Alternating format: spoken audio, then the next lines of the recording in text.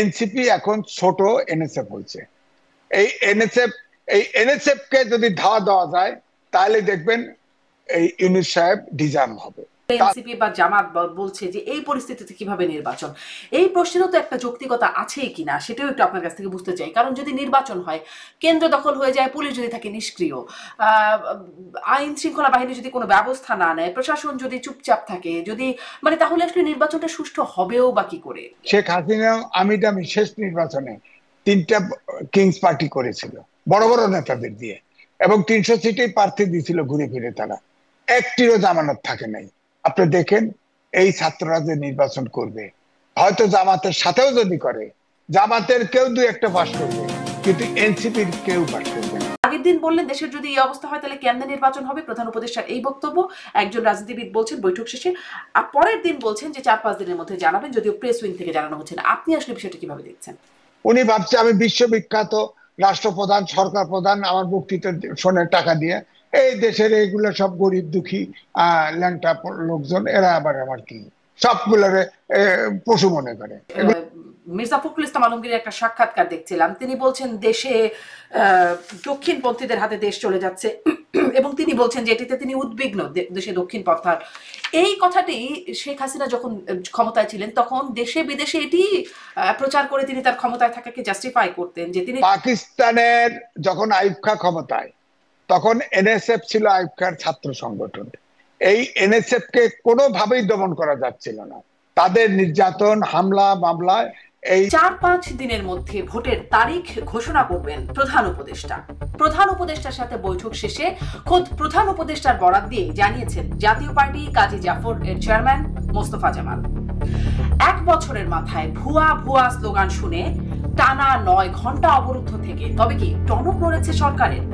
কেন আইনের তোয়াক্কা না করে হরে ধরে হত্যা মামলা দিয়ে গ্রেপ্তার করা হচ্ছে নেতা, অভিনেতা, সাংবাদিক থেকে শুরু করে সাবেক প্রধান বিচারপতিকে? প্রতিবাদ সত্ত্বেও ঢাকায় জাতিসংঘ মানবাধিকার কার্যালয় স্থাপন করা, যুক্তরাষ্ট্রের সাথে গোপন চুক্তি করা, এগুলোর যৌক্তিকতা নিয়ে সরকারের জবাবদিহিতা কোথায়? এসব নিয়ে আলোচনায় আমার আজকের অতিথি সিনিয়র সাংবাদিক এম এ আজিজ। জনাব এম এ আজিজ, আপনাকে স্বাগত জানাচ্ছি আমার আজকের আয়োজনে। ধন্যবাদ। আপনার কাছে শুরু করতে চাই যেটি একদম সাম্প্রতিক যে খবরটি দেখলাম, প্রধান উপদেষ্টা বৈঠক করছেন রাজনৈতিক দলগুলোর সাথে, প্রথম দ্বিতীয় তৃতীয় দফার বৈঠক হলো। সেখানে বৈঠকের পরে সাংবাদিকদের সামনে জাতীয় পার্টি কাজী জাফর তার চেয়ারম্যান মোস্তফা জামাল তিনি বললেন, প্রধান উপদেষ্টা ক্যাটেগরিক্যালি জানিয়েছেন 4-5 দিনের মধ্যে ভোটের তারিখ ঘোষণা করবেন প্রধান উপদেষ্টা। এই বক্তব্য তার কাছ থেকে আসলো বৈঠকের পর, যদিও আমরা প্রধান উপদেষ্টার দপ্তর বা প্রেস উইং থেকে এমন কোনো বক্তব্য পেলাম না। এটা একটা প্রশ্ন যে কেন পেলাম না, এরকম একটা গুরুত্বপূর্ণ কথা হয়ে গেল প্রধান উপদেষ্টা দপ্তর থেকে কেন জানলাম না। আবার তার আগের দিনের যে বৈঠক, সেই বৈঠকে 13 দলের সাথে যে বৈঠকে, সেখানে সাদাত হোসেন সেলিম এলডিপি তিনি বলছেন যে প্রধান উপদেষ্টা বলেছেন দেশের যদি এই অবস্থা হয় তাহলে কেমনে নির্বাচন হবে। একটি টক শোতে তিনি বলছেন, মানে আগের দিন বললেন দেশের যদি এই অবস্থা হয় তাহলে কেমনে নির্বাচন হবে, প্রধান উপদেষ্টার এই বক্তব্য একজন রাজনীতিবিদ বলছেন বৈঠক শেষে। আর পরের দিন বলছেন যে 4-5 দিনের মধ্যে জানাবেন, যদিও প্রেস উইং থেকে জানানো হচ্ছে না। আপনি আসলে বিষয়টা কিভাবে দেখছেন? ধন্যবাদ আপনাকে। ডক্টর মোহাম্মদ ইউনূস কখনো কথা পরিষ্কার করে বলেন না। সেই লন্ডন বিএনপির ভারপ্রাপ্ত চেয়ারম্যানের সাথে কথা বলার থেকে শুরু করে সব কথাই তিনি অস্পষ্ট রেখে দেন। অর্থাৎ তিনি সরকারের প্রধান এরকম ভাবে আচরণ কখনো করেন না। ধরেন প্রথমে 4 দলকে ডেকে কথা বলেছেন। এই যখন মাইলস্টোন আপনার ডিজাস্টারটা ঘটলো, তখন সারা দেশে একটা উৎকণ্ঠা এবং নানান সংশয় দেখা দিল। ওই 4 দলকে ডাকলেন, সেখানে এনসিপি কেও ডেকেছেন। আপনি বলেন এনসিপি একটা নিবন্ধিত দল নয়, অথচ তাকেও ডেকেছেন। পরে 13 দলের বৈঠক করেছেন। সেখানে বৈঠকের শেষে আপনি যেটা বললেন, এলডিপির নেতা সাদাত হোসেন তিনি জিটিভির এক টক শোতে এসে বললেন যে তিনি আপনার পরিষ্কার ভাবে তিনি বলছেন যে এই অবস্থাতে কিভাবে নির্বাচন হবে। এদিকে গোপালগঞ্জে এনসিপির নেতা হান্নান মাসুদ তিনিও বলেছিলেন গোপালগঞ্জের ঘটনার পরে যে এই পরিস্থিতিতে কিভাবে নির্বাচন হবে। তারপরে মার্চে এনসিপির প্রধান নাহিদ ইসলাম রয়টার্সকে এক সাক্ষাৎকার দিয়ে বলছেন এই পরিস্থিতির নির্বাচন কিভাবে হবে? পাটগ্রামে থানার থেকে আসামি ছিনতাই করে নেওয়ার পরে জামাতের আমির বলেছিলেন এই অবস্থায় কি করে নির্বাচন হবে। অর্থাৎ জনশ্রুতি আছে যে ডক্টর মোহাম্মদ ইউনূসের যেসব দলের সাথে নেক নজর আছে, অর্থাৎ তার সম্পর্ক আছে, সেই সব দলগুলি একই ভাষায় কথা বলল। হঠাৎ করে আজকে 14 দলের বৈঠকে তিনি কিন্তু কথা বলেছেন যে পতিত রাষ্ট্র ষড়যন্ত্র করে নির্বাচনের ষড়যন্ত্র করছে, সবাইকে ঐক্যবদ্ধভাবে এটা মোকাবেলা করতে হবে। কিন্তু দেখা গেল যে পিপলস পার্টি জাফর জাফর তার চেয়ারম্যান মোস্তফা জামাল হায়দার তিনি বললেন যে 4-5 দিনের ভিতরে নির্বাচনের তারিখ ঘোষণা করা হবে। এটা কিন্তু আমি এই এতগুলো ঘটনার পরে এটা আবার কিন্তু পুরো কথা স্পষ্ট হয় নাই। কারণ তো ডক্টর মোহাম্মদ ইউনূসের বরাদ্দেই কথাটা হতে পারতো, যে তিনি বলেছেন, তিনি কিন্তু বলেন নাই। এটা হায়দার সাহেব, তিনি মোস্তফা জামাল হায়দার, তিনি মনে করেছেন হয়তো যে আমরা তো শুনি নাই, ওই মিটিং এ তো আমরা ছিলাম না, অন্য কেউ তো বলে নাই। তিনি বললেন 4-5 দিনের ভিতরে আপনার নির্বাচনের ডেট হবে। কিন্তু তিনি তবে কিন্তু এটা আমি বলেছেন, মোস্তফা জামাল কিন্তু এটা বলেছেন যে প্রধান উপদেষ্টা ক্যাটেগরিক্যালি জানিয়েছেন, তিনি আবার রিপিট করে বলছেন ক্যাটেগরিক্যালি জানিয়েছেন যে 4-5 দিনের মধ্যে হ্যাঁ ভোটের তারিখ ঘোষণা হবে। হ্যাঁ তিনি তিনি একজন ধরেন বর্ষিয়ান নেতা, আমরা তার কথাকে অবিশ্বাস করি না। তবে আমি কিন্তু টেলিফোন করে বিএনপির একজন বড় নেতাকে জিজ্ঞেস করেছি যে আসলে কি সত্য 4-5 দিনের ভিতরে নির্বাচন তারিখ ঘোষণা হচ্ছে? কয় না, ডেট ঘোষণা হবে, তবে মনে হয় যে আর কয়েকদিন দেরিতে হবে, এই কথাই তিনি বললেন।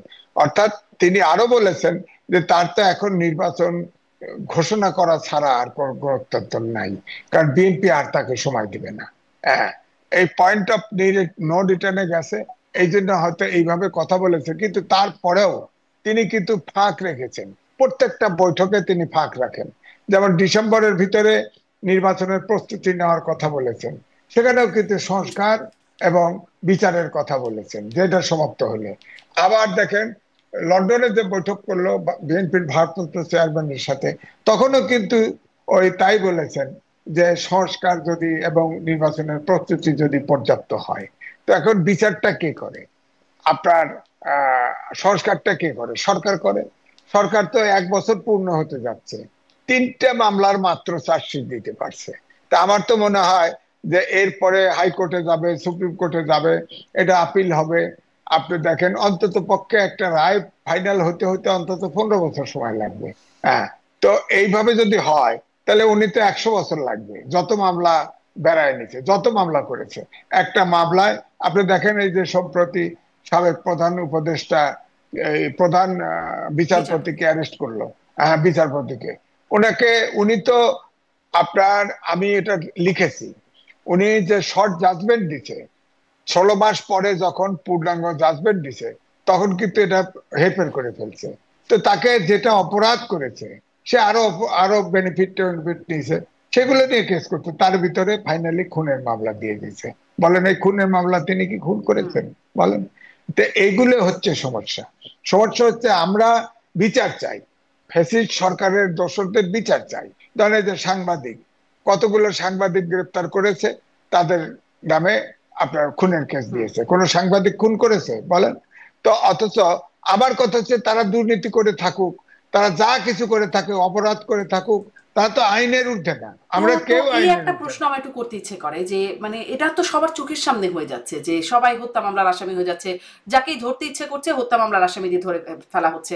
তো এই বিষয়ে রাজনীতিবিদরাও তো কিছু বলছেন না, এত যে সভা হচ্ছে, বৈঠক হচ্ছে, তারা তো এই বিষয়টা কখনো জানাচ্ছেন না। তাহলে আসলে সংস্কার সংস্কার শুনছি, কোথায় যদি আইনের শাসনের জায়গাটাই না হয়? এই বিষয়ে কেউ বলছেন না কেন? বরং বিএনপি আরো সন্তুষ্টি জ্ঞাপন করলো, খুশি হলো প্রধান বিচারপতি খায়রুল হককে গ্রেপ্তারে। বললো না তো যে এই হত্যা মামলায় কেন তাকে গ্রেপ্তার করা হলো, তার বিরুদ্ধে অপরাধের মামলা তো হলো না। আমি কালকেও একটা টেলিভিশনে ছিলাম, আমি বলেছিলাম এটা দুঃখজনক। আমার কাছে মনে হয় যে আওয়ামী লীগ সরকার থাকার সময় যে পথে রাষ্ট্র চলেছে ঠিক একই পথে চলেছে, কিছু ক্ষেত্রে ক্ষেত্রে বাড়তি। আপনি বলেন সেখানে কেস হয়েছে, মামলা হয়েছে, গুম হয়েছে, খুন হয়েছে, আয়নাঘর হয়েছে, সব মানলাম। এখন হয়তো আয়নাঘরটা হয় নাই, কিন্তু কোনটা হয় নাই বলেন? একটা কেস আজকে গোপালগঞ্জে দেখলাম 10,500 ব্যক্তিকে মামলার আসামি করা হয়েছে। মানে 10,500 মামলা করলে গোপালগঞ্জের থাকে কি বলেন আপনি? তো এই জন্যই এই মামলা করে আর খুনের আসামি দিলেই এই কোর্ট কেমন কোর্ট হলো? একটা আমার নামে যদি এখন খুনের মামলা দেয়, জামিন দিবে না, এটা কোনো কথা হলো? খুনের মামলা থাকলে জামিন দিবে না, এটা কোনো কথা? একটা মানুষ বোঝাও যায়, আদালতের তো ক্ষমতা আছে। আদালত একটা খুনের যার নামেই কেস দিয়েছে, তাহলে এই যে আপনার বেক্সিম কোর্ট সালমান রহমান আইন মন্ত্রী ছিল আপনার, এনাদের খুনের মামলা দিয়ে দিছে। এনারা কি খুন করছে? হ্যাঁ, তারা অ্যাবেটার হতে পারে, আপনি যা অপরাধ করেছে তারা দুর্নীতি করতে পারে, দুর্নীতি করেছে তারা, তাদের সে বিচার হোক। কিন্তু সবাইকে ঢালাও ভাবে খুনের মামলা, এমনকি বিদেশে রয়েছে তাকেও আইনে খুনের মামলা দেওয়া হয়। বিদেশে রয়ে গেছে সে। তো এই জন্যই আমি বলবো ঠিক আগের মতোই হচ্ছে, জাস্ট হ্যারাস করা এবং ক্ষমতা প্রয়োগ করা। মব সন্ত্রাস তো চলছেই। মব জাস্টিস এটা মানুষের, বিশেষ করে তরুণদের মনোজগতের এমন পরিবর্তন ঘটিয়ে দিয়েছে যে এই তরুণ আপনার ধরেন এই ক্লাস 8 থেকে মাস্টার্স পর্যন্ত এই 8টা ব্যাচ, এই 8টা ব্যাচের ভবিষ্যৎ নষ্ট করে দিচ্ছে ডক্টর মোহাম্মদ ইউনূস। বিজ্ঞানের যুগে এরা কেউ পড়াশোনার দিকে মন নাই। ডক্টর মোহাম্মদ ইউনূস একজন শিক্ষক ছিল। তাহলে তাহলে এই প্রশ্নটা তো করতেই চাই যে তাহলে আসলে 1 বছরের মাথায় এসে মানে সবাই যে বলছে আসলে লাভ কি হলো, অর্জন কি হলো, কেউ কেউ বলছে আগেই ভালো ছিলাম, সেই একটা টার্ম প্রচলিত হয়ে যাচ্ছে। সেই প্রসঙ্গে একটু আপনার কাছে শুনতে চাইবো। যেমন মির্জা ফখরুল ইসলাম আলমগীর বলছেন যে আগে চাঁদা দিতাম 1 লাখ টাকা, এখন দিচ্ছি 5, এখন ব্যবসায়ীদেরকে 5 লাখ টাকা চাঁদা দিতে হচ্ছে। কিছুক্ষণ আগে আমার আর একটা অনুষ্ঠানে কথা বলছিলেন ডক্টর স্নিগ্ধা রেজওয়ানা, জাহাঙ্গীরনগর বিশ্ববিদ্যালয়ের শিক্ষক। তিনি বলছেন যে আগে, আপনিও বলছিলেন যে আগেও যেভাবে হতো ঠিক একইভাবে হচ্ছে। তিনি বলছেন যে আগে অবিচার হতো, অন্যায় হতো, এখন তার দ্বিগুণ মাত্রায় সেটি হচ্ছে। তাহলে তো আগে, হ্যাঁ, আগে আগে যদি চাঁদা ধরেন 10 টাকা হতো, এখন এটা 100 টাকা হয়েছে, পরিমাণ বাড়ছে। আবার দেখেন চাঁদা আবার কি, কেউ চাঁদা নিলে হয় এটা, কেউ নিলে হয় চাঁদা, কেউ নিলে হয় ডোনেশন, কেউ নিলে হয় হাদিয়া, কেউ নিলে হয় অনুদান, কেউ নিলে হয় ফান্ড। এই নামকরণ হয়ে গেছে। এবং সব জায়গায় পরিমাণ, ঘুষের পরিমাণও বেড়ে গেছে। এখন নাকি সবাই ঘুষ নেওয়ার সময় বলে এখন ঘুষ নেওয়া খুব কঠিন, বেশি দেওয়া লাগবে। সব জায়গায় বেশি, এবং সবাই চাঁদাবাজিতে একদম ধরেন পুরা বাংলাদেশ চাঁদাবাজিতে ছেয়ে গেছে। সবাই, অনেকে এসে দোষ চাপায়, অমকে চাঁদাবাজি করে, অমক পার্টি চাঁদাবাজি করে। চাঁদাবাজি কিন্তু সবাই করতেছে, হাদিয়া এলাও করতেছে, আবার ফান্ড এলাও করতেছে, ডোনেশন এলাও করতেছে, সবাই চাঁদা। এবং চাঁদার যদি বড় অঙ্কের বাল্ক পরিমাণ চাঁদার কথা বলেন, তাহলে এনসিপির নেতারা বড় অঙ্কের চাঁদা নিচ্ছে এখন। হ্যাঁ, আর বিএনপির যারা সদস্য তারা যারা চাঁদা নিচ্ছে, তারা কিন্তু নিচ্ছে ওই আওয়ামী লীগ যে সব জায়গায় রাস্তাঘাটে চাঁদা নিত সেগুলো দিচ্ছে। হ্যাঁ, কিন্তু এনসিপি এই দেশের বড় বড় ব্যবসায়ীর কাছে ডোনেশন নামে চাঁদা নিচ্ছে, বড় বড় চাঁদা নিচ্ছে। আবার ঘুষ, সব কাজের ঘুষ এখন পরিমাণ বেড়ে গেছে। ধরেন বলা হচ্ছে যারা যে, ধরেন প্রশাসন বলেন, পুলিশ বলেন, তারা বলেন এই যে কালকে টেলিভিশনে আসতেছি গভীর রাতে, আসার সময় দেখি যে লাইন ধরে গেছে। কি, আমার ড্রাইভার বললো যে, ওই টেলিভিশন ড্রাইভার বললো যে স্যার দেখলেন না, চাঁদা দিতেছে, পুলিশ চাঁদা দিচ্ছে, বুঝছেন? অর্থাৎ চাঁদার পরিমাণও বেড়ে গেছে। তার চাঁদা ডাবল হয়ে গেছে, 1.5 গুণ, কমপক্ষে 1.5 গুণ, সব চাঁদা বেড়ে গেছে। তাহলে যদি একটু আরেকটু হিসাব দিতে চাই জনাব এম এ আজিজ, তাহলে কথা হলো যে কি কি জায়গায় উন্নতি হলো? ঘুষের অঙ্কে উন্নতি হয়েছে, চাঁদাবাজিতে সংখ্যা সেখানেও একটা অঙ্কে উন্নতি হয়েছে, মামলা বাণিজ্য, আমরা সম্প্রতি আলোচনায় আসে যে মামলা বাণিজ্যেও বেশ উন্নতি হয়েছে, মানে সেখানে বেড়েছে আর কি, এগুলো হচ্ছে বেড়েছে। কাজের কাজটা কি হয়েছে 1 বছরে? না, আমি কালকে প্রথম আলোতে একটা গোল টেবিল হয়েছিল, সেখানে দেবপ্রিয় বলছেন যে সরকারের মধ্যে সরকার আছে। আইনজীবী সারা হোসেন বলছে এমন ভয়ের পরিবেশ সৃষ্টি হয়েছে আদালতেও যে রায় তো দূরের কথা, আদেশও দিবে কে? আর হোসেন জিল্লুর রহমান বললে 1 বছর হতে চলেছে, এখন শক্তভাবে হিসাব নেওয়ার সুযোগ প্রয়োজন। হ্যাঁ, তার মানে, এবং অন্যান্য যারা কথা বলছে কেউ পজিটিভ কথা বলতে পারে না। দেশটা একদম শূন্যে ভাসতেছে, কিচ্ছু নাই, অর্থনীতি বেহাল, কোনো ইনভেস্টমেন্ট নাই, কোনো বিনিয়োগ নাই। বিশ্ব ব্যাংক বলেছে 3.3% জিডিপি হবে সামনের বছরে। আপনার আপনার আইএমএফ এর যে লোন, সব শর্ত মেনে নিছে, বাজার এখন বেড়ে গেছে। তারপরে আপনার দেখেন আমেরিকার সাথে সব দেশ, আপনার দেখেন ভারত বলেন, ইন্দোনেশিয়া বলেন, ভিয়েতনাম বলেন, সবাই উপরে ট্যাক্স বসাইছিল, সব ট্যাক্স কমাইছে। কেউ 15% করছে, কেউ 20% করছে, আমাদেরটা 35% করছে। এইটাকে কমাইতে পারে নাই। থার্ড দরবার আবার করবে, ওভার টেলিফোন জুমে করবে। এটা কমবে কিনা জানি না, তবে শুনেছি যে এটা জানা গেছে যে ওই সময় নাকি গোপন চুক্তি হয়েছে, চুক্তিতে অনেক ডালপালা মেলেছে। কেউ বলছে, অনেক সময় সন্দেহ করা হচ্ছে যে চীনের বিনিয়োগ যেহেতু এখন বেশি এসে গেছে, চীনের সম্পর্ক বেশি, সুতরাং কেন চীনের এত বিনিয়োগ বেশি হবে, এটা কাট করতে হবে। দুই হলো আমাদের, তাদের আমেরিকা থেকে ইম্পোর্ট বাড়াইতে হবে আমাদের।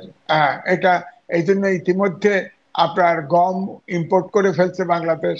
হ্যাঁ, তারপরে আপনার দেখেন হয়তো গোপনে অনেকে মনে করে যে ধরেন নিউ মারিন কন্টেইনার, এটা নিয়ে আলোচনা হচ্ছিল, করিডোর নিয়ে আলোচনা হচ্ছিল, এটার জন্য এগ্রিমেন্ট হয়ে গেছে কিনা সন্দেহ। আবার ফের দেখেন জাতিসংঘের মানবাধিকার কমিশনের অফিস এখানে করে দিছে, সেখানে অনেকগুলো অবশ্য প্ল্যান করা আছে যে কি কি কাজ করতে পারবে, করবে না।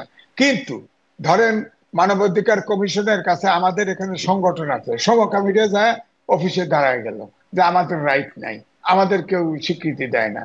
তো মানবাধিকার কমিশন বলতে পক্ষে, এবং মানবাধিকার কমিশনের যে প্রধান হয়ে আসতেছেন সেও নাকি সমকামী। বলেন বাংলাদেশের কালচারে এটা চলে? সে তো দাবি করবে এখন তো সমকামী, তাহলে উন্মুক্ত করে দিবেন, তার মানে সেক্স উন্মুক্ত করে দিবেন, সেক্সুয়াল ইয়াও উন্মুক্ত।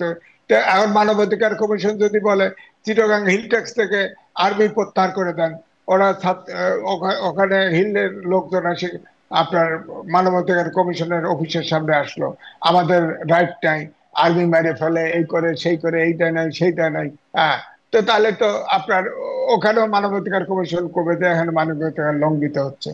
আবার এটার উল্টো দিকেও ভালো হচ্ছে যে হয়তো মানবাধিকার কমিশনকে এই জন্যই আনা হয়েছে যে ডক্টর মোহাম্মদ ইউনূস যা করবে তার বৈধতা ওরা ঘোষণা করবে যে ঠিক আছে ঠিক আছে। কিন্তু এখন যদি ইলেকশন সত্যি সত্যি হয়ে যায় তাহলে তো ওনার এই সুযোগ থাকলো না। মাঝখানে রীতিমতো একটা সমস্যা ঘাড়ে চাপাই দিয়ে গেল বাংলাদেশের উপরে। এই জন্য আমি বলছি দেশটা খুব বিপদে আছে। ধরেন বিশ্ব ব্যাংক বলছে যে আমাদের জিডিপি গ্রোথ হবে 3.3%। 3.3% মানে কি? আপনার দুর্ভিক্ষ হবে, তো দেশের দুর্ভিক্ষ হবে। বাংলাদেশের ইতিহাসে 74 সালের দুর্ভিক্ষেও তো এত জিডিপির নিচে নামে নাই, আপনি বলেন। সুতরাং 3.3% যদি জিডিপি গ্রোথ হয়, আমাদের কোনো ইনকাম কিচ্ছু নাই, একমাত্র প্রবাসী আয় আসতেছে। তাও আবার শুনলাম যে ফরমাল চ্যানেলে মাত্র 5% আসে, অথচ আমাদের সরকার কিভাবে হিসাব দেয় আমি তো মাথায় ধরে না। হ্যাঁ, হুন্ডিতে আসে, এটার হিসাব দেয় কি করে জানি না। তো সবই তো নড়বড়। এখন আইএমএফ টাকা দিছে, এখন ব্যাংকের রিজার্ভ বাড়ছে বাড়ছে, এটা খরচ হয়ে যাবে। এখন তো আইএমএফ এর লোনের সব শর্ত পূরণ করছে। আপনার ধরেন সব বাজারের সব কিছু দাম বেড়ে গেছে। আপনার বিদ্যুৎ, ইলেকট্রিসিটির হচ্ছে জীবন জীবিকার লাইফ লাইন, সেটারও দাম বেড়ে গেছে, সবকিছুর দাম বেড়ে গেছে। এখন আপনি দেখেন আর এই 3 মাস 6 মাস পরে সবকিছুর দাম বেড়ে বেহাল অবস্থা হয়ে যাবে। এদিকে মিডিল ইনকাম গ্রুপ, নিম্ন আয়ের মানুষ হয়ে গেছে। আপনি তো আমেরিকায় আছেন, নিশ্চিন্তে আছেন, আমাদের বড় কষ্ট, খাওয়ারও কষ্ট হবে, থাকা তো দূরের কথা, খাওয়া নেই, জীবন বাঁচানো নেই, কষ্ট। তাহলে এই কি জন্য দেশের অবস্থা খুব খারাপ। খুব খারাপ বলছেন? তাহলে মানে তখন এই যদি আপনাদের মানে পর্যালোচনা হয় তাহলে তো মানুষের মধ্যে যেটি আরেকটি অনুষ্ঠানে মোস্তফা ফিরোজ বলছিলেন, এর আগেও বিভিন্ন সময় তিনি বলেছেন যে মানুষ ভাববে আগেই ভালো ছিলাম, মানে সেই বক্তব্যটা, বা রুহিন হোসেন প্রিন্সও গতকালের সভা শেষে তিনি বলছেন অসচেতন ভাবে তো মানুষ ভাবতেই পারে, তুলনা করতেই পারে বা বলতেই পারে যে আগেই ভালো ছিলাম। এটি না, এটি একটা আওয়ামী অনেক বয়ান আছে, আগেই ভালো ছিলাম, তাহলে সেই বয়ানটাই কি প্রতিষ্ঠিত হতে যাচ্ছে? না না, বয়ান বয়ান না, বয়ানের অর্থ কিন্তু বানানো, একটা জিনিস চালু করা। সাধারণ লোক, রিক্সা চালক, ভ্যান গাড়ি চালক, যারা যারা খুবই অল্প আয়ের লোক, তারা তো এখন আপনি ধরেন আমি তো সহজে রিক্সায় উঠি না, পয়সা দিতে হয় বেশি, উঠি না। তো ওদের তো ইনকাম কমে গেছে। তারপরে আপনার একটা রিক্সা, এখন সব রিক্সা ব্যাটারি চালিত হয়ে গেছে। তো যারা মালিক, এই রিক্সার মালিক, তারা তো আপনার ওই আপনার ব্যাটারিতে চার্জ দেয় রাখে, ওখানে তো কম পয়সা দেয়, আন্ডারস্ট্যান্ডিং করে কম পয়সা দেয়, কিন্তু রিক্সা চালকের, বেবি ট্যাক্সি চালকের, মোটরসাইকেল চালকের তাদের কিন্তু জমা দ্বিগুণ হয়ে গেছে। হ্যাঁ, তো সুতরাং সে দিবে কোথায়? সে তো বলে যে তার হলো পেটের ক্ষুধা, সে বলে যে আগেই তো আয় বেশি হতো, তো আগেই ভালো ছিল, এরকম বলে তো। বলে না তা না, বলে তো, এটা সত্যই বলে, অনেকেই বলে। সুতরাং এখন এটি সত্য বয়ান। আর একটি বয়ানের কথা, মির্জা ফখরুল ইসলাম আলমগীরের একটা সাক্ষাৎকার দেখছিলাম, তিনি বলছেন দেশে দক্ষিণপন্থীদের হাতে দেশ চলে যাচ্ছে এবং তিনি বলছেন যে এটিতে তিনি উদ্বিগ্ন, দেশে দক্ষিণপন্থার। এই কথাটি শেখ হাসিনা যখন ক্ষমতায় ছিলেন তখন দেশে বিদেশে এটি প্রচার করে তিনি তার ক্ষমতায় থাকাকে জাস্টিফাই করতেন, যে তিনি যদি ক্ষমতা ছাড়েন তাহলে দেশে উগ্রবাদ এর বিস্তার ঘটবে, দক্ষিণপন্থীদের হাতে চলে যাবে। এখন তো এই কথা বলছেন, এটিও কি একটা বাস্তবতা? মানে এটা বাস্তবতা, কারণ আপনি খেয়াল করে দেখেন ঐক্যমত্য কমিশনের বৈঠক চলছিল, সেখানে অনেক প্রোগ্রেস হচ্ছিল। হঠাৎ করে আপনি দেখেন দক্ষিণপন্থী বলতে জামাত, ইসলামিক আন্দোলন বাংলাদেশ, আরো ছোটখাটো দল আছে, এবি পার্টি আছে, এনসিপি আছে, এরা মিলে রাস্তায় যেয়ে বললো আনুপাতিক নির্বাচন চাই, দিয়ে আলটিমেটাম দিয়ে দিল। তো এবং তারা কিন্তু দেখা গেছে যে তারা যা দাবি করে ডক্টর ইউনূসের সরকার তাই মানে।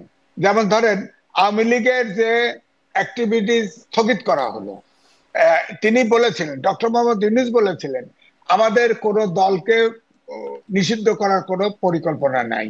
অথচ দেখা গেল যে রাস্তায় নামলে 144 ধারা আপনার ডক্টর মোহাম্মদ ইউনূসের বাড়ির চারপাশে দেওয়া ছিল, এটা ব্রেক করে তারা আসলো এবং 1 ঘন্টার আলটিমেটাম দিল, দাবি মানা হয়ে গেল, এক্সিকিউটিভ অর্ডারে বন্ধ করে দিল। তার মানে ওটার থেকেই মনে হয় আবার ঠান্ডা পানি টানি দিয়ে তাদের আরামও দেওয়া হলো। তো সুতরাং এতে মনে হয় যে এই দলগুলি যা বলে, দাবি করে, সেইগুলো তিনি বরাবরই মানছেন, এরা দাবি করলেই মানছেন। এই জন্য কথা উঠেছে। তাহলে কি এই যেমন ধরেন আপনি বলছেন আওয়ামী লীগকে নিষিদ্ধ করবো না, এরকম একটা অবস্থান থাকলেও বা কোনো দলকে নিষিদ্ধ করার ইচ্ছা নেই এরকম অবস্থান থাকলেও সেই অবস্থান থেকে সরে এসে দাবির প্রেক্ষিতে মেনে নিলেন, যেটি আপনিও বললেন। আরো যেটি আমরা শুনেছিলাম সরকারের কাছ থেকে যে 30 কার্য দিবসের মধ্যে জুলাই সনদ হবে, কিন্তু সেটিও বেমালুম, সেটি আর হলো না বা হতে দেওয়া হলো না। যাই হোক, এখন বলছেন যে 4-5 দিনের মধ্যে নির্বাচনের তারিখ ঘোষণা করা হবে, সেটিও কি সরকার আস্তে আস্তে ভুলে যাবে বা চাপের মুখে সেখান থেকেও সরে যাবে না?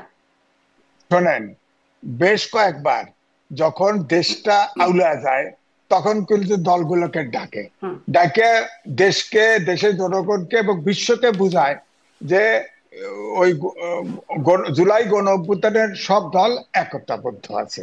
এবারেও যে এটা একটু ফেজ ওয়াইজ ডাকছে, 3 বারে ডাকছে, এটাও যে এটা হবে না এটা কিন্তু নিশ্চয়তা নেই।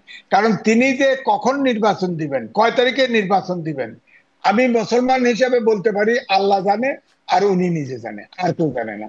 উনি তো তারিখ মুখ দিয়ে বের করে নেই। উনি যতই মোস্তফা জালাল হায়দার বলেছেন, তিনি সিনিয়র লোক, আমি বিশ্বাস করতে চাই, কিন্তু আমি তো বললাম আমি চেক করেছি, তারা তো এটা তো চাপ এসেছে, তো বিএনপির থেকে চাপ এসছে, এটা সত্য। এবং এই চাপ তো এই কথা উঠছে, আমি নিজেও বলেছি, আপনিও তো ছোট মানুষ ছিলেন, পাকিস্তানের যখন আইয়ুব খাঁ ক্ষমতায় তখন এনএসএফ ছিল আইয়ুব খাঁর ছাত্র সংগঠন। এই এনএসএফ কে কোনোভাবেই দমন করা যাচ্ছিল না, তাদের নির্যাতন, হামলা মামলায় তারা সব সময় এই দেশের কোনো আন্দোলন গড়ে উঠতে পারছিল না। তখন কিন্তু আপনার 3 জন ব্যক্তি, মন্টু, খসরু এবং সেলিম, তারা ছাত্রলীগ করতো, তারা তখন এই এনএসএফ কে কিন্তু দমন করার পরে 69-এর আন্দোলন হয়, সেই আন্দোলন শেষ পর্যন্ত স্বাধীনতার দিকে পরিণত হয়। তো এখন যেটা হয়েছে, এই যে এনসিপির ধরেন নাহিদ সাহেব আজকেও বলেছে, কোন জায়গায় সবাই বলেছে সংস্কার এবং বিচার ছাড়া নির্বাচন হওয়া সম্ভব না, এটা বলছে, তো উনি ওই জায়গায় আছে। তার মানে আমি 2টা টেলিভিশনে গতকাল এবং পরশুদিনও বলেছি, এই এনসিপি এখন ছোট এনএসএফ হয়েছে। এই এনএসএফ কে যদি ধাওয়া দেওয়া যায় তাহলে দেখবেন এই ইউনূস সাহেব ডিজার্ম হবে, তাছাড়া হবে না।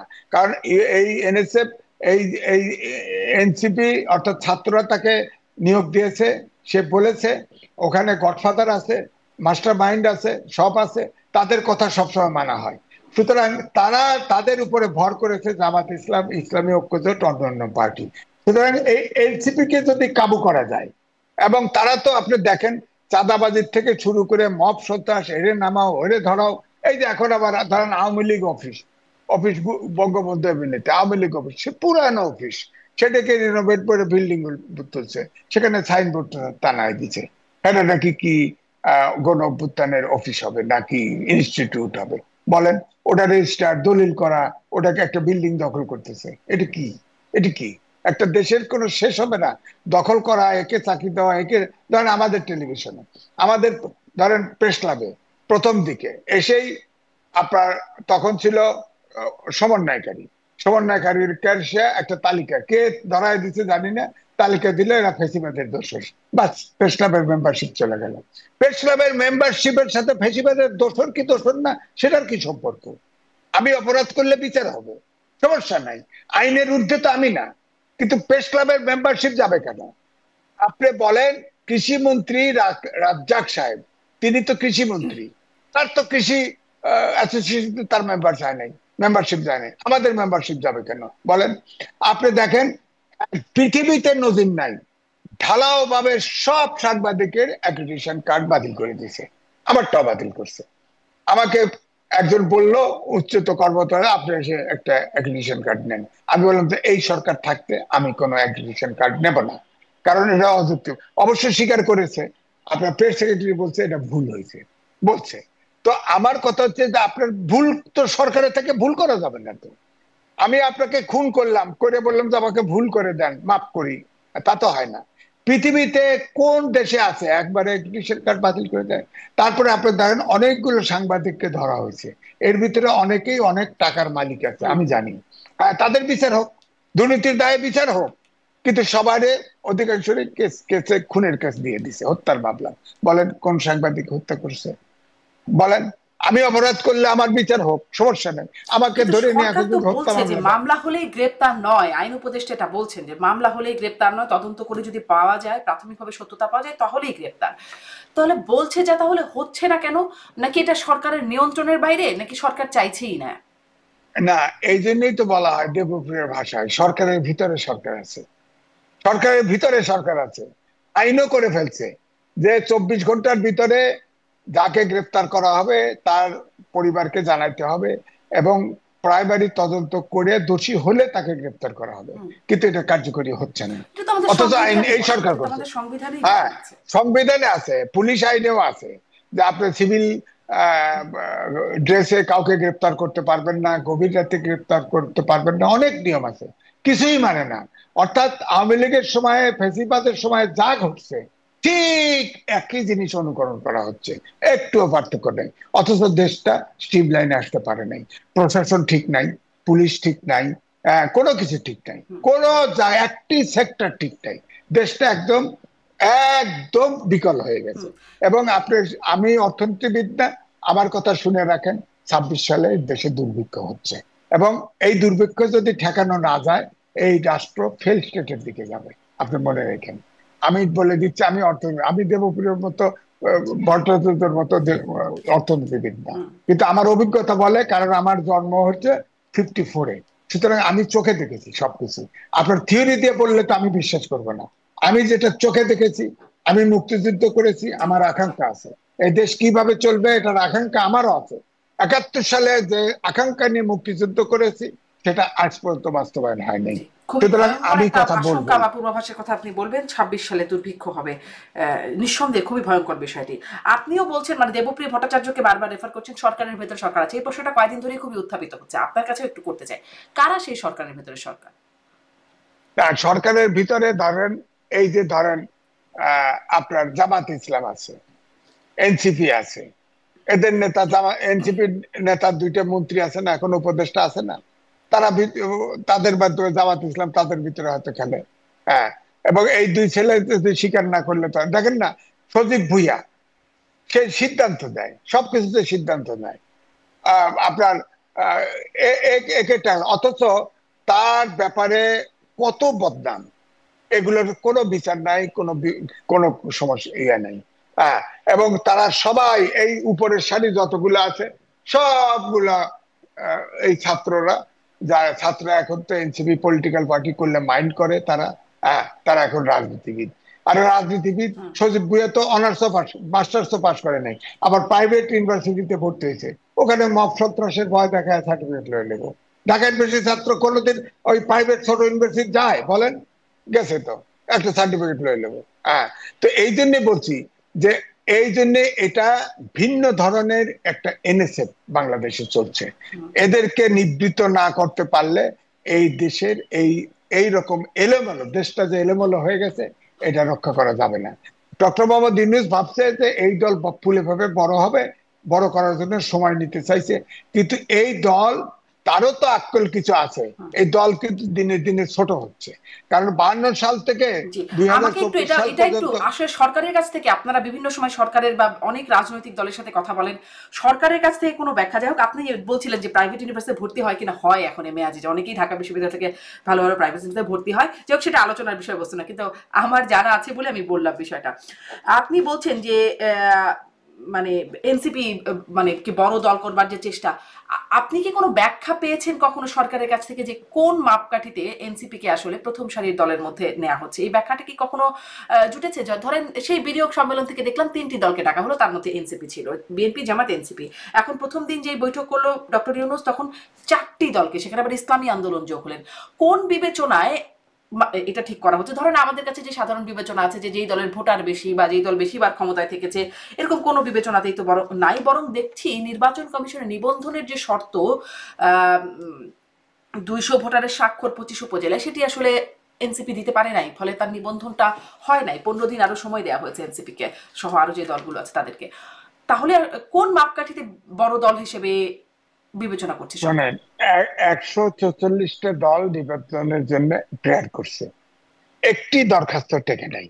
প্রাইমারি সিলেকশনে একটি দরখাস্ত টেকে নাই। এরা পার্টি করবে, দেশের দায়িত্ব নেবে, আপনি বলেন। কিন্তু টাকা নেওয়ার সময়, ডোনেশন নেওয়ার সময় বুদ্ধির ঘাটতি হয় না, কিন্তু ফর্ম পূরণ করতে ঘাটতি হয়। আপনি বলেন, কাগজপত্র জমা দিবে, একটু কোয়ালিফাই করে নাই। এদের তো আমি ব্যক্তিগতভাবে মনে করি এই দেশে বহুত রাজনৈতিক দল আছে, আর কোনো দলই থাকা উচিত না। এই দল মানে চাঁদাবাজ তৈরি করা, এই দলই থাকা উচিত না। সুতরাং আমি এই জন্য বলবো যে এখন আপনি দেখেন, শেখ হাসিনা আমি দামি শেষ নির্বাচনে 3টা কিংস পার্টি করেছিল বড় বড় নেতাদের দিয়ে, এবং 300 সিটেই প্রার্থী দিয়েছিল ঘুরে ফিরে, তারা একটিরও জামানত থাকে নাই। আপনি দেখেন এই ছাত্ররা যে নির্বাচন করবে, হয়তো জামাতের সাথেও যদি করে, জামাতের কেউ 2-1টা পাস করবে, কিন্তু এনসিপির কেউ পাস করবে না। কারণ এরা এমন ভাবে বিতর্কিত হয়েছে এই দেশে, ভয়ঙ্কর বিতর্কিত হয়েছে। তাদের কোনো উপজেলায়, কোনো জায়গায়, কোনো জেলায় তেমন ছাত্র মানে সদস্যও নাই। তারা এই যে মিছিল করতে, পদযাত্রা করছে, শুনতে পারছি বিভিন্ন পার্টি থেকে সাপ্লাই দেওয়া হয়, সাপ্লাই দেওয়া হয়, তারা স্বীকার করবে না, তাদের লোক। এটা আস্তে আস্তে কেমোথেরাপির মতো আস্তে আস্তে ছোট হচ্ছে। এবং আগামী নির্বাচন যে দিবে, ফেব্রুয়ারিতে নির্বাচন দিবে, এই সময়ের ভিতরে আপনি দেখবেন অনেক প্রার্থী পাবে না, এবং প্রার্থী পাবে না, দিলেও এগুলোর একটারও জামানত থাকবে না। এবং এই যে 8 ব্যাচের ছাত্র এই বিজ্ঞানের যুগে ফ্রাস্ট্রেটেড হবে, এরা দেখবেন সব আপনার লুটেরা হবে, সব দেখবেন মিসক্রিয়েন্ট হয়ে যাবে, সমাজে একেবারে ধ্বংস হয়ে যাবে সমাজটা। এই 8টা ব্যাচ যখন নেক্সট ইলেকশনে ঢুকায় দিবেন, এরপরে সবগুলো ফেল করবে, ফেল করার পরে দেখবেন এই সমাজের এই 8টা জেনারেশন গ্যাপ হয়ে যাবে। যেখানে অটোমেশন আছে, যেখানে আপনার প্রযুক্তি মানুষকে রিপ্লেস করতেছে, সেখানে আপনার শিক্ষা সংস্কার কমিশন নেই। এবং ডক্টর মোহাম্মদ ইউনূস একবারও বলে নাই তোমরা বাবা ইলেকশনও তোমরা পড়াশোনাও করো, তোমরা সরকারও প্রেসার গ্রুপ করো। উনি প্রত্যেকটা ছাত্রকে প্রত্যেকটা মিনিস্ট্রিতে বসাই দিছে, এবং সেখান থেকে সব কমিশন খাচ্ছে, সব A to Z প্রতিযোগিতার সাথে খাচ্ছে। মানে এই ছাত্র জেনারেশন ভয়ঙ্কর ভাবে পুরো নষ্ট করে দিছে, এদের দ্বারা সম্ভব না। এই জন্যে আগে যে সব আন্দোলনে ছাত্ররা অগ্রভাগে থাকতো, দেশের জনগণ কিন্তু আস্থা রাখতো মুক্তির জন্য, যে এই ছাত্ররা এইবারে আন্দোলন করলেই আমরা মুক্তি পাবো। আমরাও কিন্তু 5ই আগস্টে ভাবেছিলাম যে আমরা স্বাধীনতার স্বাদটা পাবো। হ্যাঁ, কিন্তু দেখেন সরকার, এই ইউনূস সরকার সবগুলো মন্ত্রীতে এই নাবালক পোলাপান ঢুকায় দিয়ে আপনার সব লুটতরাজে ঢুকায় দিছে। এখন এখন ছাত্রদের মানসিকতা হচ্ছে বিসিএস দিবে না, ওরা একবারে এমপি হবে, একবারে মন্ত্রী হবে, ওদের ডাইরেক্ট এই নেশায় চেপে না দিয়ে দিছে ওদেরকে। তো সুতরাং এরা তো ফ্রাস্ট্রেশন হবে। আবার আজকে বিজ্ঞানের যুগে আজকে বিজ্ঞানমুখী শিক্ষা ব্যবস্থা করা উচিত ছিল। আমি লিখেছি যে আগামী 10 বছর পরে আমাদের দেশে বুয়েট সহ কোন শিক্ষা প্রতিষ্ঠানের কোন শিক্ষা কাজে আসবে না। কারণ আপনি আমেরিকায় আছেন, আপনি জানেন এখন অপারেশন করে রোবট, আইওটি আইটি সুইচে আইওটি আসবে, এখন সব বিজ্ঞান। আমাদের দেশেও তো গার্মেন্ট ইন্ডাস্ট্রি রোবটে চলে, কর্মচারী নাই, কর্মী নাই, কয়েকজন ম্যানেজমেন্টে কয়েকটা লোক আছে, না দুইটা আপনি গার্মেন্টস বলছেন যে ইন্ডাস্ট্রি সেই ফুল। সমস্ত ক্ষেত্রে একটা বিপর্যয় নেমে আসবে বর্তমান পরিস্থিতির কারণে। হ্যাঁ আমি একটু আবারও সেই বৈঠকের প্রসঙ্গ থেকে আসতে চাই যে যেই 14 দলের এবং জোটের সাথে বৈঠক হলো, বৈঠকে যেখান থেকে শুরু করলাম আলোচনা, মোস্তফা জামাল হায়দার তিনি বলছেন যে এই বক্তব্য, সেখানে ডক্টর মোহাম্মদ ইউনূসের বক্তব্য বলা হচ্ছে যে তিনি বলছেন যে গন্ডগোল লাগিয়ে নির্বাচন আয়োজনকে ভণ্ডুল করার চেষ্টা চলছে। এই বক্তব্যটা কি বুঝলেন? কারা গন্ডগোল লাগিয়ে নির্বাচনকে ভণ্ডুল করার চেষ্টা করছে? প্রধান উপদেষ্টা আওয়ামী লীগ সরকার সবসময় জঙ্গি আর স্বাধীনতা বিরোধী শক্তি, এটাকে পুঁজি করত। এখন এই সরকার প্রথম থেকেই শুরু করছে ফেসিবাদ হচ্ছে পুঁজি, কোনো কিছু হলে এখন ওই ফেসিবাদরাই গন্ডগোল লাগাবে। সুতরাং নির্বাচন যদি ভণ্ডুল করতে চায়, উনি কইবে না যে এখন পরিস্থিতি যা, দেশের অবস্থা এই। তিনি তো একজন শিক্ষিত লোক, তিনি তো সারা বিশ্বে প্রখ্যাত লোক, তিনি তো বলতে পারতেন যে আমি এনজিও করছি, আমি তো চালাতে পারতেছি না, আমি বুঝতে। উনি বলছে তো সাক্ষাৎকারে, নিউ এজের সাক্ষাৎকারে বলছে যে আমি যাদের চিনি তাদের উপদেষ্টা বানাইছি। এই যে ধরেন একটা স্কুলে যে আপনার ফাইটার পড়ে এত ছাত্র মারা গেল, শিক্ষক মারা গেল, আপনি বলেন কোন স্বাস্থ্যমন্ত্রীকে দেখছেন, স্বাস্থ্য উপদেষ্টাকে দেখছেন? সে তার কোনো খবর নাই, কোনো খবর নাই। আবার এই যে আপনার হসপিটালে যে ছেলেদের দেখেন, কোনো দুর্যোগ ব্যবস্থাপনার কোনো ব্যবস্থা নেই। আমি ওই সাবেক ডিজি ফায়ার সার্ভিসের, তার সাথে একটা টকশো করতেছিলাম, সে বললো আমাকে যে রং, এই ছেলেদেরকে বেড়ে ফেলা হয়েছে, অর্ধেক ছেলে মারা গেছে এই কারণে যে কি, ওই ছেলে যারা আগুনে পুড়েছে তাদের প্রথম কাজই হচ্ছে ঠান্ডা পানির ভিতরে, পানি ফ্লো থাকবে, এই পানির ভিতরে অর্থাৎ পাইপে যে পানি পড়ে এই পানির নিচে তাদেরকে দেওয়া, তাহলে তাদের জ্বালা পড়া কমবে এবং ক্ষত কমতে থাকবে। অথচ এই লোকগুলোকে নিয়ে সেই বার্ন হসপিটালে নিয়ে গেছে, পুরান ঢাকার মেডিকেলের ওই পাশে, নিতে নিতেই তো মানে লাইফ চলে গেছে 75%। তো এটা তো কোনো একটা পরিস্থিতি যেভাবে হ্যান্ডেল করতে হয়, স্বাস্থ্য উপদেষ্টা নাই, দুর্যোগ উপদেষ্টা নাই, ওখানে লাফায়া গেছে আইন উপদেষ্টা, ওখানে লাফায়া গেছে শিক্ষা উপদেষ্টা, ওখানে গেছে প্রেস সেক্রেটারি, তারপরে যেমন হাজতখানায় ধরে রাখে, জেলখানায় ঠিকের ভিতরে 8 ঘন্টা আটকায় রাখছে। হ্যাঁ, আর ওই ছাত্ররা ছুটে আইছে, আসে পরীক্ষা পিছানোর কথা কইছে, যা সেক্রেটারির ভিতরে ঢুকে গেছে। বলেন, ছাত্ররা থেকে আগে আগে একবার ছোট প্রথম দিকে সচিবালয়ে ঢুকে অটোপাস নিয়ে গেছে। এবারে আপনি বলেন, শিক্ষা উপদেষ্টা রিজাইন করলো না, 2টা সেক্রেটারিকে সরাই দিল। আপনি বলেন তাহলে প্রশাসন কাজ করবে কিভাবে? আপনার শিক্ষা উপদেষ্টা তো রিজাইন করা উচিত ছিল, তারা ম্যানেজই করতে পারে নাই। এতগুলো শিশু সন্তান মারা গেছে, ম্যানেজ করতে পারে নাই তারা। এখন খালি সংখ্যা গুনতেছে, সংখ্যাও আগে দিতে পারে না। আমি জানি একটা টেলিভিশন মারা যাওয়ার হয়তো সেটি শিক্ষা উপদেষ্টাকে করতে পারতেন, কিন্তু শিক্ষা উপদেষ্টা এই যে বললেন যে শিক্ষা সচিব আসলে তাকে তিনি বলেছিলেন কিন্তু শিক্ষা সচিব করতে দেন নাই, তাহলে শিক্ষা উপদেষ্টা আসলে কতটা কার্যকর উপদেষ্টা? তিনি অবশ্য পরে আবার বলছেন যে তিনি পদত্যাগ করবেন না স্বেচ্ছায়, কারণ তিনি তার দায়িত্বে কোনো ব্যত্যয় দেখেন নাই। ওই তো হোসেন মোহাম্মদ এরশাদের সময় যোগাযোগ মন্ত্রী ছিল, আমি নাম বলছি না, তিনি একজন পত্রিকার মালিক, তিনি যোগাযোগ মন্ত্রী ছিল। তো ভারতে একটা বড় দুর্ঘটনা হয়েছিল রেলওয়ে, তো মন্ত্রী দায় নিয়ে রিজাইন করছে। তো আমাদের মন্ত্রী সাহেবকে জিজ্ঞেস করছিল যে আপনি কি এরকম ভারতের যে অ্যাক্সিডেন্ট করছিল মন্ত্রী রিজাইন করছে, আপনি দায় নিয়ে রিজাইন করবেন কিনা? তার উত্তর ছিল, আমি কি ট্রেন চালাইছি? তো উনি তো আগুন লাগায় নাই, সুতরাং ওর তো দায় নাই। উনি শিক্ষা উপদেষ্টা আছে, উনি শিক্ষকতা জীবনে করেন নাই। হ্যাঁ, উনি শিক্ষা উপদেষ্টা। আপনার স্বাস্থ্য উপদেষ্টা বানাইছে, গ্রামীণ ব্যাংকের চেয়ারম্যান বানায় রাখছিল, উনি এখন অসুস্থ নারী। এবং নিউ এজের ইন্টারভিউ দিয়ে ডক্টর মোহাম্মদ ইউনূস সরলবনে বলেছিল, আমি যাদেরকে চিনি তাদেরকে উপদেষ্টা বানাইছি। পরের দিকে উনি দেশে বিদেশে যত বিদেশি নাগরিক আছে তাদের এমনি ঢুকাইছে। যে এটা তো একটা আন্তর্জাতিক সরকার হয়ে গেছে, দেশি সরকার নাইছে। এর ভিতরে 17 জন আছে বিদেশি নাগরিক এবং ভাই ব্রাদার কোটায় আসলে আসছেন উপদেষ্টারা। হ্যাঁ, ভাই ব্রাদার কোটা তো আছে, তো প্রেস উইংও আছে, ভাই ব্রাদার কোটা আছে। হ্যাঁ, সুতরাং ওনার নিজস্ব লোক, উনি দেখবেন অধিকাংশ চিটাগাংয়ের লোক আছে, আর উনি গ্রামীণ ব্যাংক কেন্দ্রিক বা উনার এনজিও লাইনের লোকজন সব উপদেষ্টা বানায় দিয়েছে। হ্যাঁ, আর কয়েকটা লোক নিচে আগে ছিল, ওই ধরেন আপনার বাংলাদেশ ব্যাংকের গভর্নর আছে, আর অর্থ উপদেষ্টা আছে।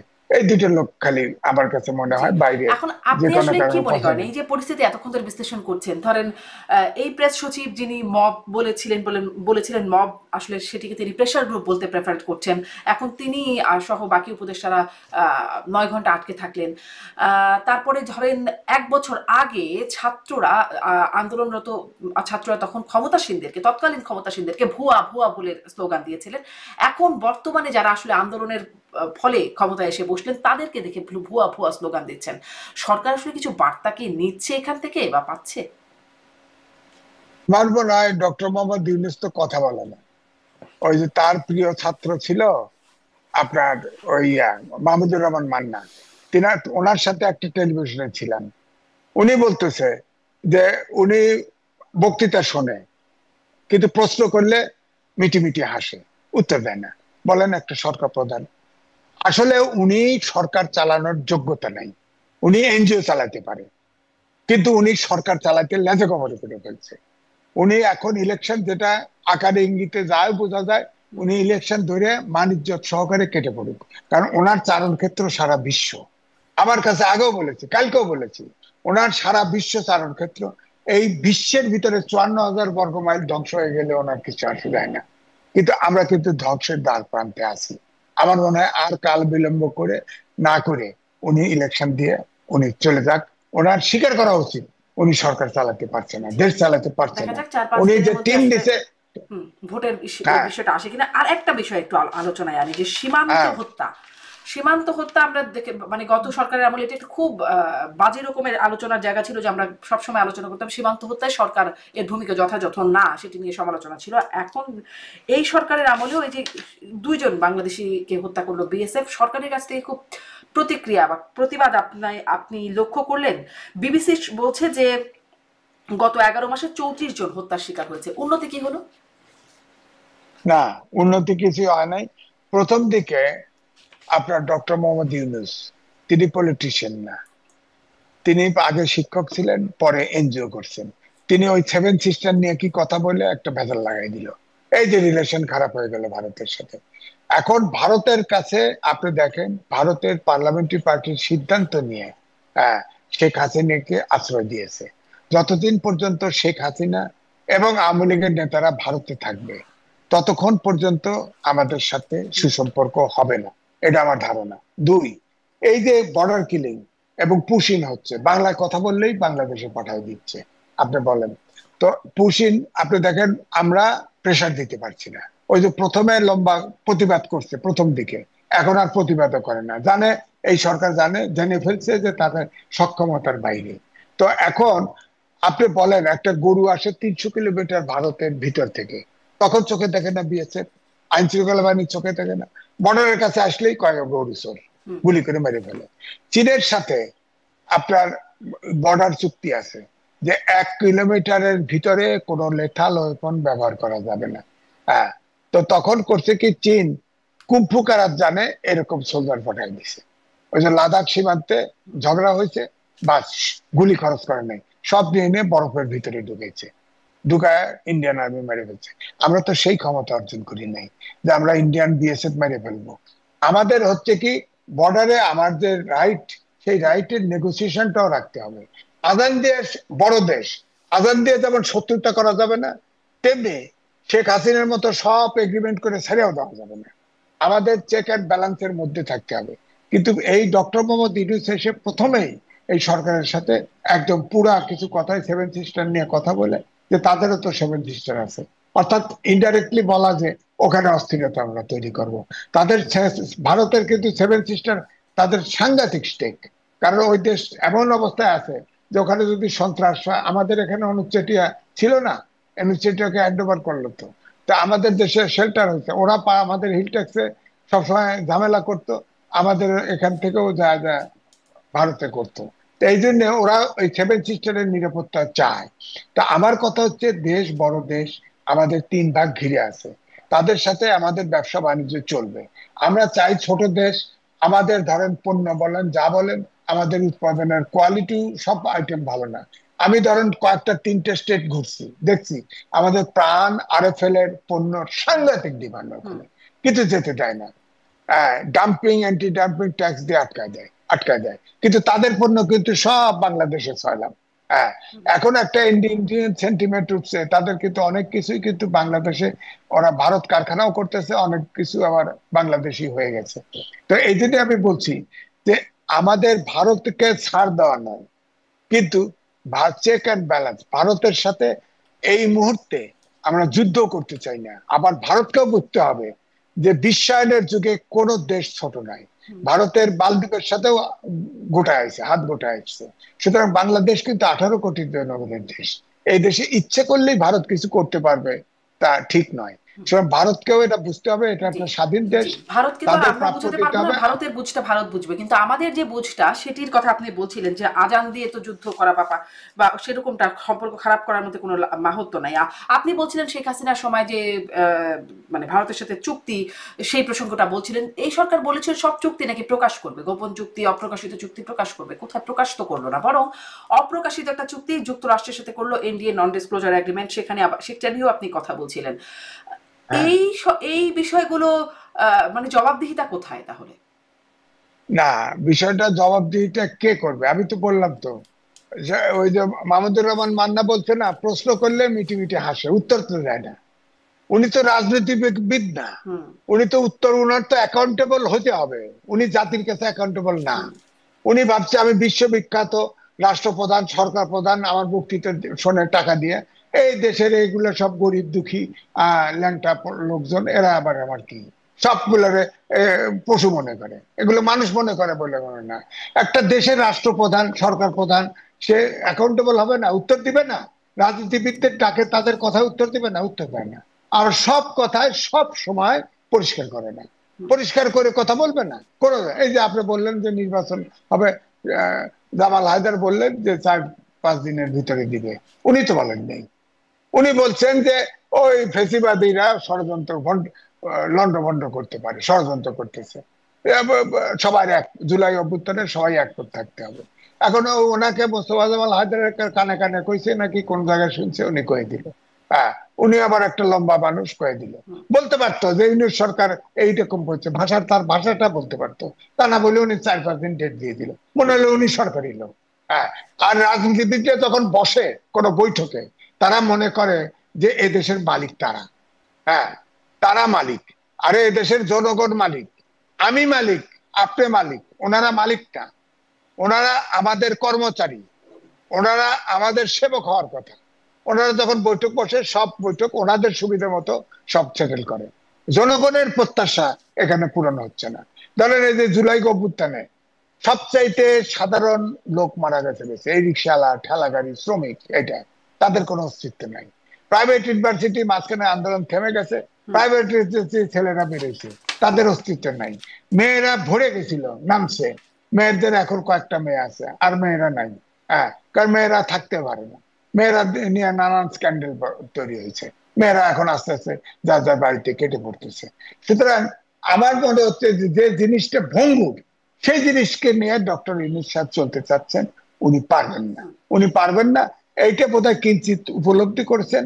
আমার বিশ্বাস তিনি দিবেন, আর যদি না দেন তাহলে কিন্তু উনি ধাওয়া খেয়ে এবারে যেতে হবে, কারণ আপনারা এবারে সমাধান দেখছেন বিএনপি ছাড়বেন। নির্বাচনে, কিন্তু এখানেও একটা প্রশ্ন, যেটি আসলে এনসিপি বা জামাত বলছে যে এই পরিস্থিতিতে কিভাবে নির্বাচন, এই প্রশ্নেরও তো একটা যৌক্তিকতা আছেই কিনা সেটাও একটু আপনার কাছ থেকে বুঝতে চাই। কারণ যদি নির্বাচন হয়, কেন্দ্র দখল হয়ে যায়, পুলিশ যদি থাকে নিষ্ক্রিয়, আইন শৃঙ্খলা বাহিনী যদি কোনো ব্যবস্থা না নেয়, প্রশাসন যদি চুপচাপ থাকে, যদি মানে তাহলে আসলে নির্বাচনটা সুষ্ঠু হবেও বা কি করে, যে ঘটনা যেহেতু না, দেখছি। জি জি। না, ঠিক আছে, আপনার ধারণা ঠিক আছে। বিষয়টা হলো যে স্টেক হোল্ডার সবার তো সহযোগিতা লাগবে, তাই না?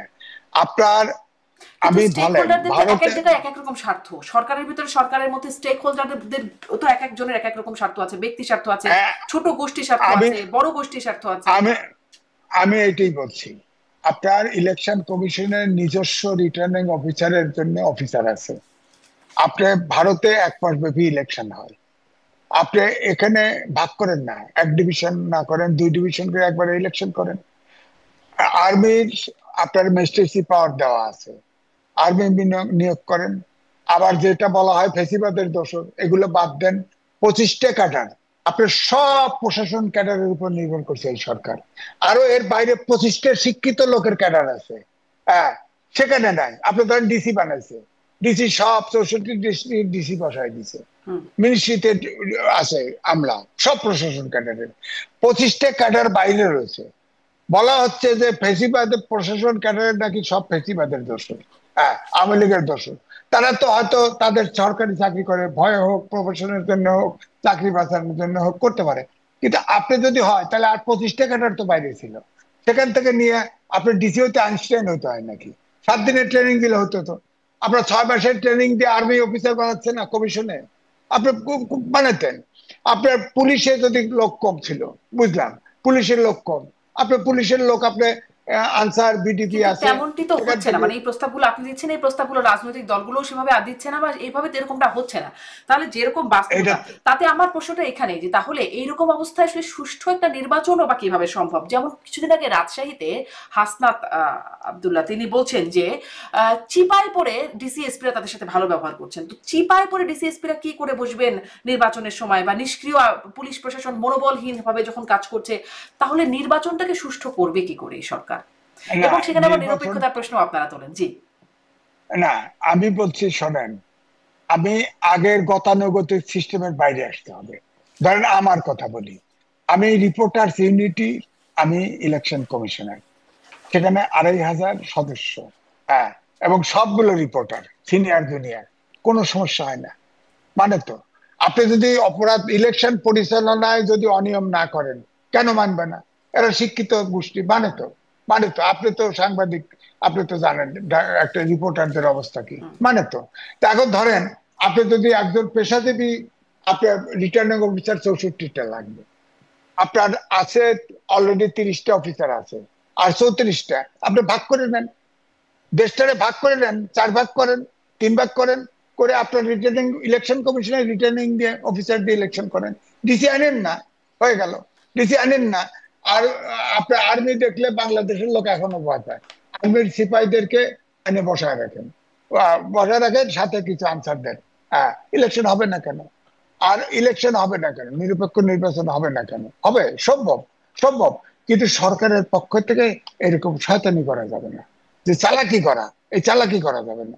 সরকার যদি চায় নিরপেক্ষ নির্বাচন করব, ইলেকশন কমিশনকে যদি সহযোগিতা করে, এবং ইলেকশন কমিশন যদি আপনার এই প্রশাসনের বাইরেও কিছু চিন্তা করে, তাহলে ইলেকশন করা সম্ভব।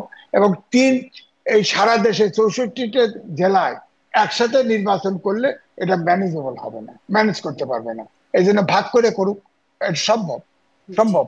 আমি মনে করি এটা সম্ভব। অনেকগুলো যদি আছে, এতগুলো যদি একসাথে মেলে কিনা এটা একটা প্রশ্ন। আর এই সম্ভাবনাগুলো, যেটা প্রস্তাবগুলো আপনি দিচ্ছেন, রাজনৈতিক দলের পক্ষ থেকে সেরকম প্রস্তাবনা যায় কিনা, মানে সরকারকে বিবেচনা করতে হলে তো প্রস্তাবনাটাও যেতে হবে, সেটিও আসলে দেখার বিষয়। অনেক ধন্যবাদ জানাব এম এ আজিজ, অনেকক্ষণ কথা বললাম। নিশ্চয়ই সামনেও কথা হবে। 4-5 দিনের মধ্যে সরকার নির্বাচনের তারিখ ঘোষণা করে কিনা সেটি দেখে নিশ্চয়ই আরো পর্যালোচনা করার সুযোগ থাকবে। অনেক ধন্যবাদ যুক্ত হবার জন্য। ধন্যবাদ দর্শক, এতক্ষণ সাথে থাকবেন।